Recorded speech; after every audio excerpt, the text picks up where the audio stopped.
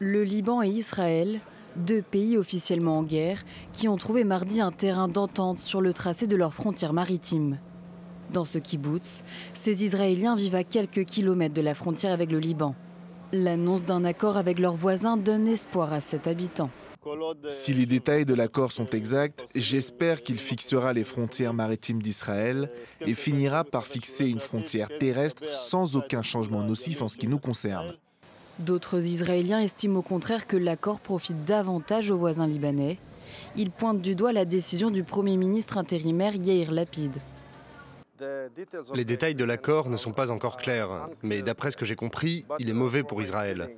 Nasrallah, le chef du Hezbollah, fait pression sur le Premier ministre Lapid. Les élections sont le mois prochain. Alors avec cet accord, le Premier ministre Lapid a essayé de réaliser ses objectifs. De l'autre côté de la frontière, le président libanais a qualifié les conditions de l'accord de satisfaisantes, mais n'a fait aucune annonce officielle. L'accord a aussi été bien accueilli par le chef du mouvement armé libanais, le Hezbollah, qui s'est autoproclamé défenseur des réserves d'hydrocarbures. La production de gaz serait une aubaine pour le Liban en plein effondrement économique. Ce qui nous importe, c'est de pouvoir extraire du pétrole et du gaz des champs libanais.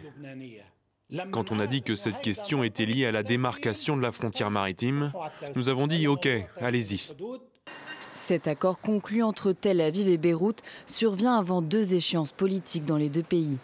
La fin du mandat du président libanais Michel Aoun le 31 octobre et les législatives en Israël le 1er novembre prochain.